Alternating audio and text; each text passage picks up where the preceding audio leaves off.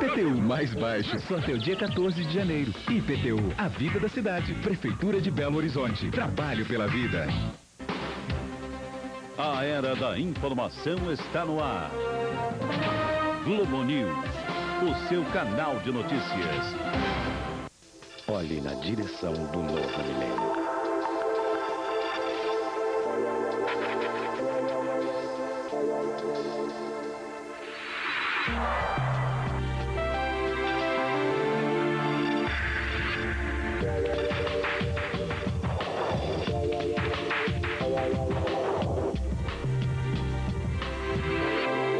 Eu já estive aí antes. Eles vão concordar.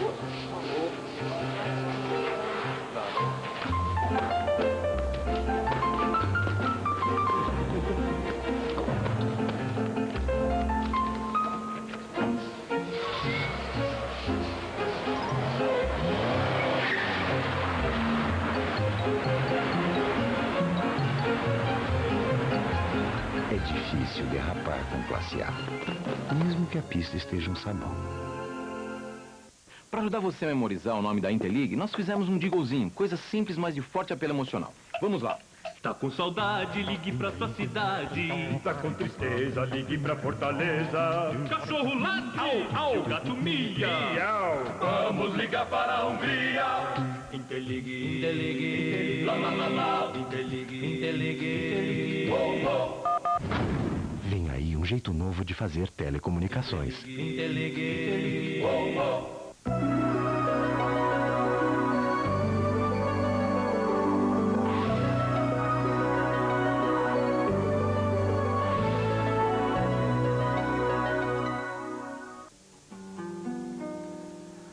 Ó Carmo, cidade bela, ó terra onde nascemos, todo filho teu te ama de verdade, para toda eternidade. Bonito que é danado, né? Egberto Gismonte, Bonito que é danado. uma música da Bossa Nova, que eu não conhecia. Parece, né? Eu aceito isso como um grande elogio ao meu tio Edgar, né? Porque isso tem muito mais anos do que a Bossa Nova. Seu tio Edgar é o autor dessa? É autor desse hino que é o hino da minha cidade, chamada Carmo. E é bonito que, além de ser em tom menor, ele tem uma expectativa que o João Gilberto, por exemplo, acha que essa música aqui tem algo a ver com aquilo que ele criou. Eu não estou falando que meu tio seja precursor de nada, não. Mas meu tio Edgar tinha a maneira de fazer música que faz com que aqueles que revolucionaram a música gostem tanto. Isso é uma coisa importante, né? Porque gente como João Gilberto, que tem e é uma estaca violenta, né? Para essa catapulta que nos jogou para o mundo, gostar demais do tio Edgar é um elogio extraordinário. Esse Carmo é de onde? Esse Carmo aí, esse Carmo é perto de Além Paraíba, Porto Novo do Cunha, que já é Minas Gerais. Mas o Carmo não, o Carmo é Fluminense, é estado do Rio, né? É estado do Rio. Do Rio é coisa de mineiro. Mas eu tô aqui, né, ajudando a caminhada, né? Que essa história termine em Minas sempre. Nem que seja para me dizer, como eu falo para meus amigos, Wagner. Tá na beirinha. O Wagner, né? O Wagner Tiz é de um lugar que é só difícil, né? Ele fala Wagner. Wagner. É o Wagner. É. Né? Mas enfim, mas só sei o seguinte, aí essa música que eu mostrei a primeira parte, a segunda então é mais bonita ainda, quer dizer assim. É o hino da cidade do Carmo. E lá para as 6, 7 horas da tarde, assim, em junho, julho, que é a festa, segunda parte da música, nego canta, assim, ó, todo carmense. Lara, lara, da, ya, dodori, ya, noia, taraideia. Laia, lara, lodaro, dero, dio, doideia, noioro, doideia, ó Carmo, ó Carmo, cidade bela, tatatotó, terra, onde nascemos, todo filho teu te ama de verdade, para toda eternidade. E o pior que é verdade mesmo. para toda a eternidade. Não tem lugar melhor no mundo, Chico. Aliás, como dizia, te cortando aqui, mas como dizia o Carlos Drummond de Andrade, tem uma coisa linda sobre os interioranos. Agora não é sobre o carro, não, é sobre, em geral, os interioranos. Nós, do interior, não conhecemos o anonimato. E isso faz com que seja para a eternidade de fato. Sabe, o fato de ter vindo de uma raiz tão bem plantada. Porque afeto faz que raiz entrelace, agarre, se misture. Aliás, o território brasileiro maior que a floresta amazônica, né? Não é só plantar, não. É esperar que aquelas raízes que são superficiais, aquelas que se entrelaçam, se misturam, continue o nosso processo de não só miscigenação, que parece maluco, mas é verdadeiro, mas de sustentação de alimento para a própria floresta, né? É essa coisa que entrelaça que sustenta, né? Não é o que aparenta, não. Pois é, por isso que quando se corta o que aparenta, aquilo está destruído e dificilmente se recupera. Eu acho que nós estamos tocando num ponto que às vezes me faz ficar muito triste, sabe? A amizade é um negócio que está acabando, viu? Está acabando. Por contingência, sempre, negócio de amizade foi sempre sinônimo de muitas vias, né? Aquela onde as guerras... Muito entrelaçamento de raízes. Né? Também, mas dizia-se, continua-se dizendo, né, que amizades são aqueles que estão de um lado X numa guerra e os lados Y são amigos dos lados Y. Na realidade, isso tudo é muito relativo. A amizade é aquele negócio que acontece no Brasil, por herança talvez italiana, portuguesa, que possibilita que os outros tenham vantagens através de amizade. Amizade é não sei o quê. Amizade é quando você confia eternamente. Amizade... Não, eu acho que amizade é quando você não se preocupa com passado nem futuro. Certo? Amizade, eu acho que você tem aquele direito de passar 5 anos sem encontrar alguém que verdadeiramente seja amigo, encontrar e a conversa continuar. Não necessariamente aquela que havia parado há 5 anos, mas a sensação da alegria é a mesma, né? Porque afinal nunca se falou de outra coisa. Claro. E o karma me ensinou isso, sabe? Talvez até por herança, influência da cultura mineira, que por falta de sorte não incluiu o Carmo na região, geograficamente falando, mas nos deu as bordas. Sabe as bordas, panela verde demais, assim, mas que abundância só. Como nós estávamos muito coladinhos, a gente recebeu isso. Isso é uma beleza, né? Tem rua de pedra, tem casa colonial, tem de tudo. E temos nós lá, ficamos sentados falando assim, não, nós somos fluminenses aqui, rapaz, sei lá que são mineiros. É muito bonito esse negócio. Você estava falando aí na floresta amazônica, nesse entrelaçamento de raízes, eu fico pensando na cultura, grande cultura popular brasileira, que se as raízes não estiverem entrelaçadas, pode ser devastada como a floresta. Você tem trabalhado na preservação dessas raízes. Na realidade, me parece o seguinte, quer dizer, a vida tem sido muito benevolente comigo. Muito benevolente, né? Muito benevolente. Me permite fazer exatamente o que eu quero. Isso é uma coisa que eu agradeço diariamente. Eu acho que a vida tem me dado muitas coisas, inclusive amigos, diretos ou indiretos, que alimentam a amizade, sabe? Alimenta a amizade. E a amizade não adianta. Sob meu ponto de vista, a amizade é a sustentação de qualquer determinação, sabe? Não tem jeito. É através da amizade que a música será bem feita. É através da amizade que a poesia será bem feita. Foi através da amizade que o Carlos Drummond de Andrade mandou Tem uma Pedra no Meu Caminho, com seus 20 e pouquinhos anos, e o Mário de Andrade disse assim, finalmente você deixou de pensar que é francês por causa desse nome, e fez o que melhor você tem que fazer, que é expor as suas angústias através da sua poesia. Agora você virou um poeta brasileiro. Foi a amizade. Através da amizade que o Drummond pegou as rédeas de todos os brasileiros, não é? O Mário de Andrade pegou as rédeas e meio que orientou, concordante ou não, é? Mas orientou a todos que seguissem. É através da amizade que a gente conversa, é através da possibilidade da amizade que a gente se dá bem, que a gente conversa com agrado. É através da possibilidade de amizade. Isso é um negócio tão violento que a gente se encontrou há poucos minutos, brincamos de mineiros, que adotamos e somos, em todos os níveis, E isso possibilitou que a conversa da gente fosse sentado, tocar. Eu fiz uma coisa aqui que eu não faço há 1000 anos na minha vida, não é tocar, não. Eu não sou cantor, não, eu não canto, não. Você tá velho, hein? 1000 anos. Não, mas é quase isso. É quase isso. Mas você sabe também que a destruição das coisas, a qual você colocou muito bem aí, tem um aspecto positivo também, né? Tem um aspecto positivo. As grandes viradas que a gente teve por causa da força da natureza, e isso não é de ontem, não. Estamos falando de neolíticos, etc. para cá. Foi sempre pelo acúmulo de coisas negativas. Não é? É um pouco assim, né? Eu acho que nós estamos muito próximos. Estou plagiando um bocadinho o Boff nessa história, Leonardo, que é um teólogo absolutamente genial, uma coisa maravilhosa. Eu acho que o acúmulo de coisas complicadas, difíceis, impossíveis, uniformizantes, globalizantes, o acúmulo disso tudo vai fazer com que a gente procure a chamada alça de sustentação, que é o devaneio, que é a permissão à loucura, à liberdade, ao respeito, né?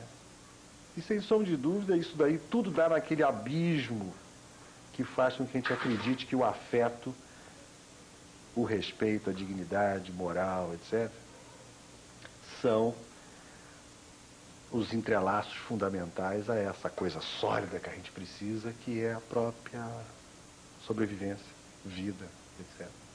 Acho que nós estamos próximos disso. Um dos seus primeiros discos foi gravado em Oslo, na Noruega. E você andou pela Índia, pela Austrália com os aborígenes, pelo Japão, pela França, pelo Xingu. Estava procurando o quê? Porque eu estava procurando o carro mesmo, né? Estava procurando o carro. É. Uma vez eu estava conversando com o João Cândido Portinari, filho do Portinari. Que o Espaço Aberto entrevistou aí há poucos dias. E o João é uma beleza de pessoa. E aí, falando sobre painéis dele na ONU, não sei das quantas e tal, o João me contou um caso, que é até conhecido através de livros e dessas coisas, mas que é muito verdadeiro. E o João disse assim, o problema do lugar que foram colocados aqueles painéis é que a gente tem que ficar muito próximo, que o espaço é muito pequeno. E o que significa que isso é contra todos os princípios que meu pai queria, porque o negócio do Brasil é muito grande, tem que ficar de longe. Senão você não consegue enxergar, e é verdade. Quando você cola o nariz no Brasil, você não vê nada. Você começa a afastar, você vê mais. Não é? E quando a gente recebe estímulos que vêm da família, no meu caso são estímulos italianos por parte da minha mãe, não é? E libaneses por parte do meu pai.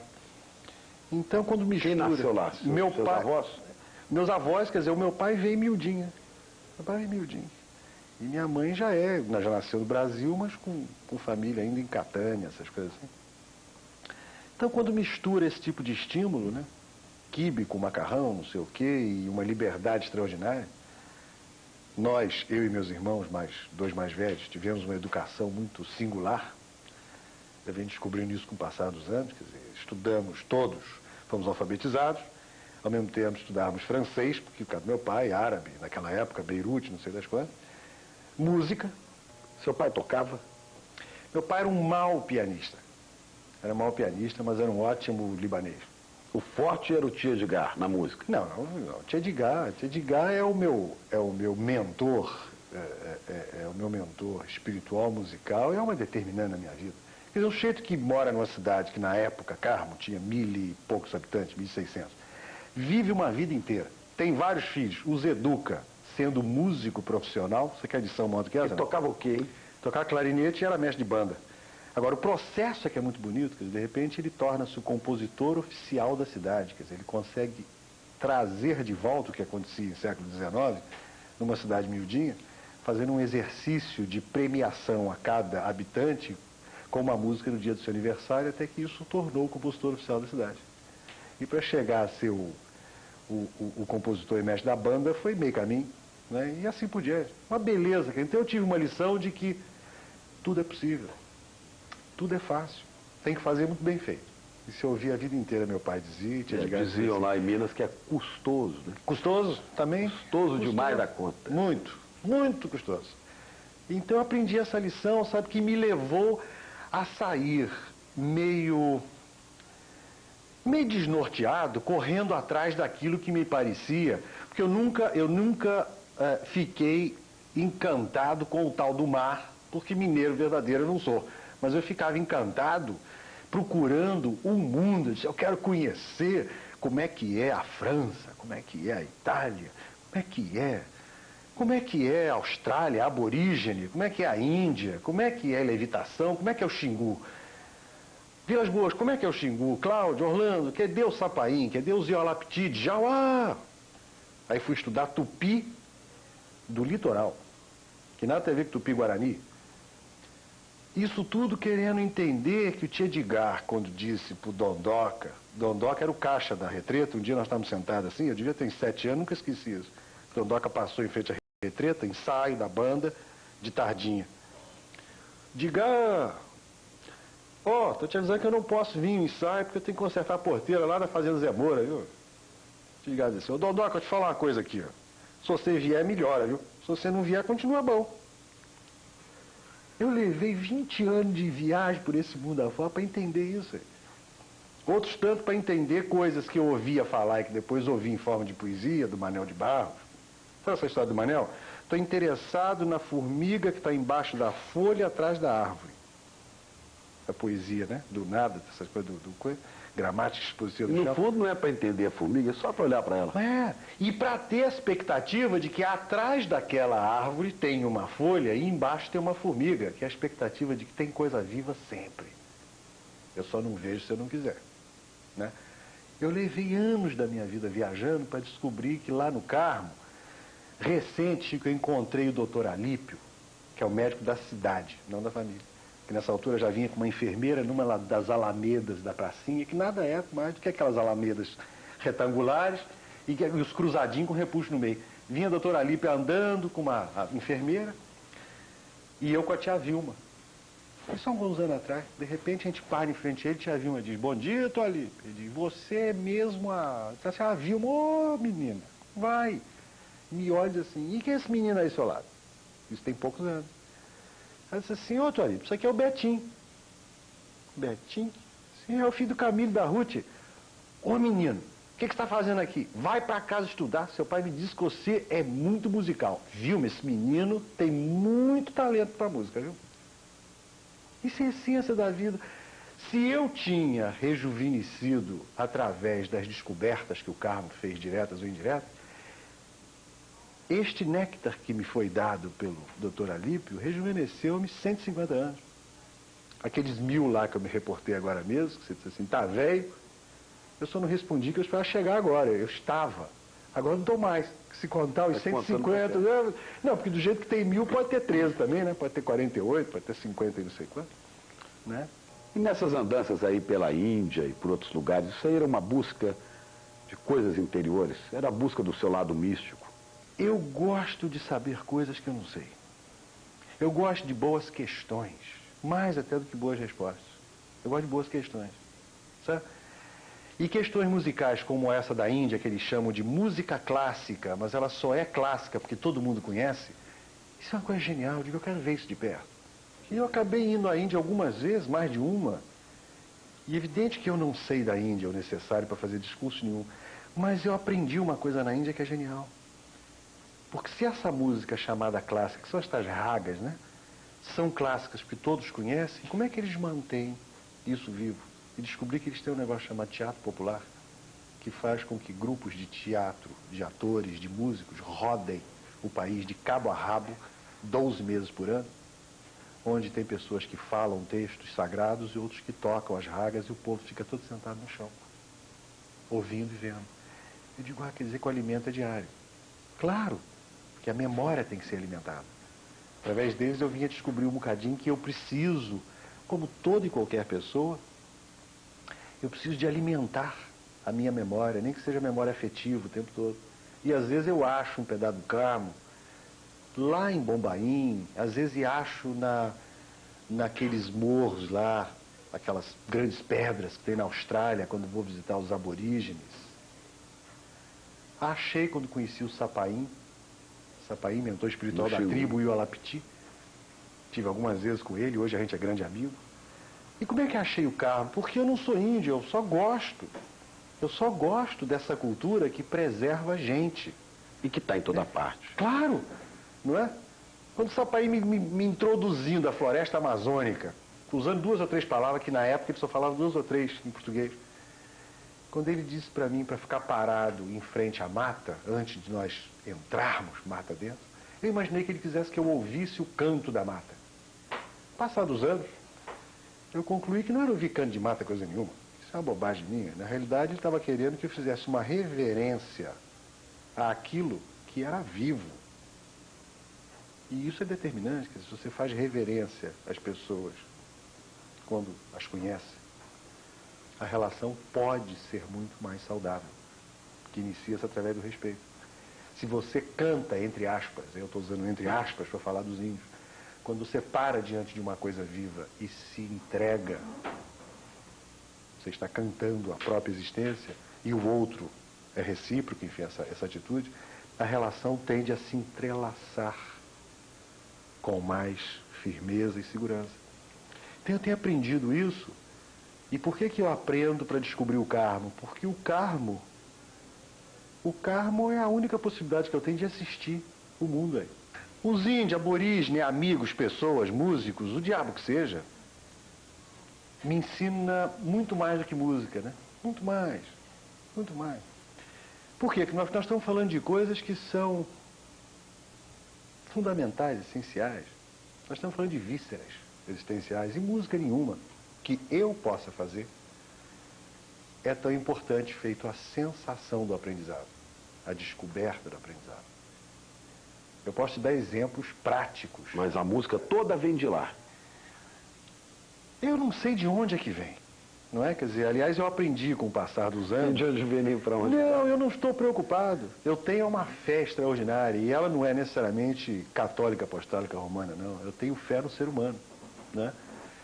Eu vou te dar um exemplo prático.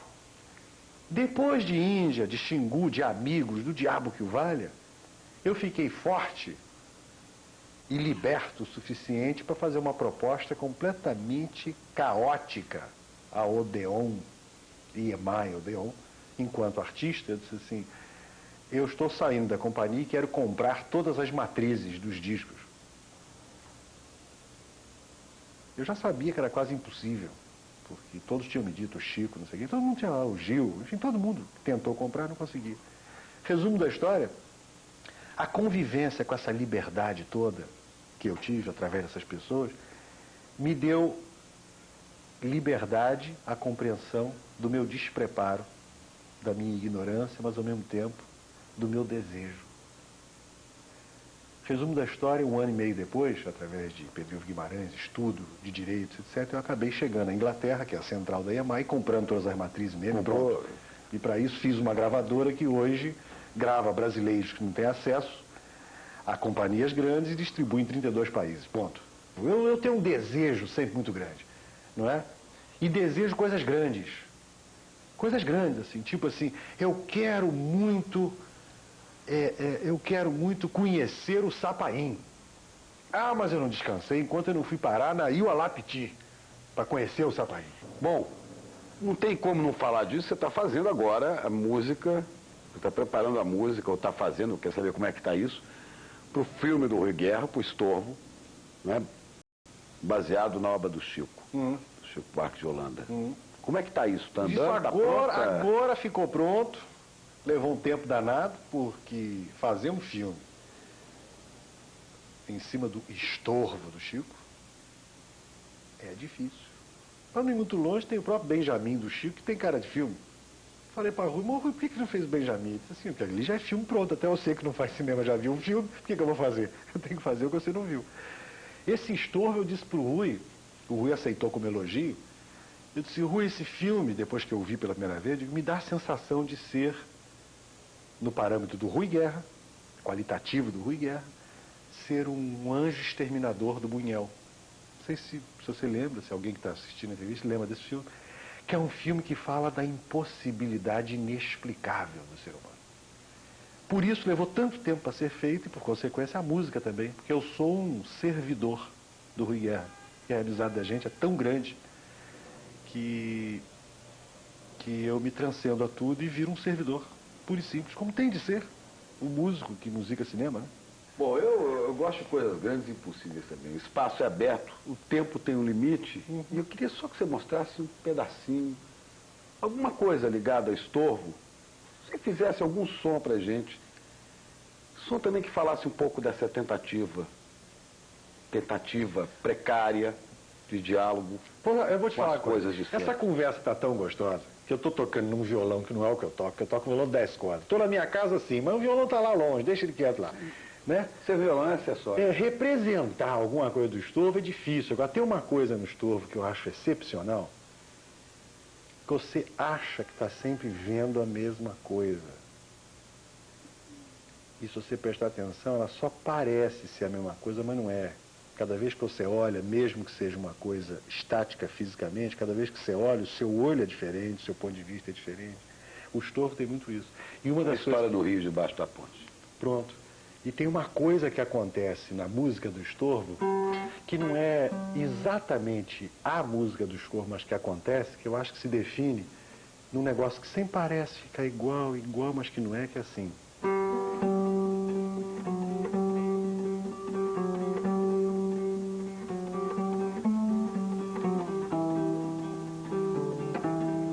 Parece uma ladainha, às vezes, esse negócio.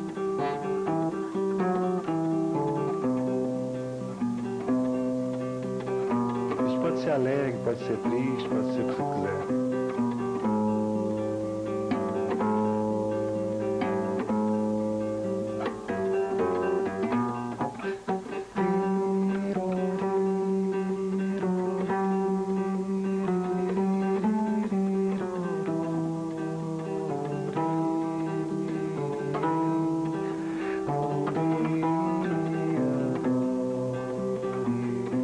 Música de retirantes também, sabe?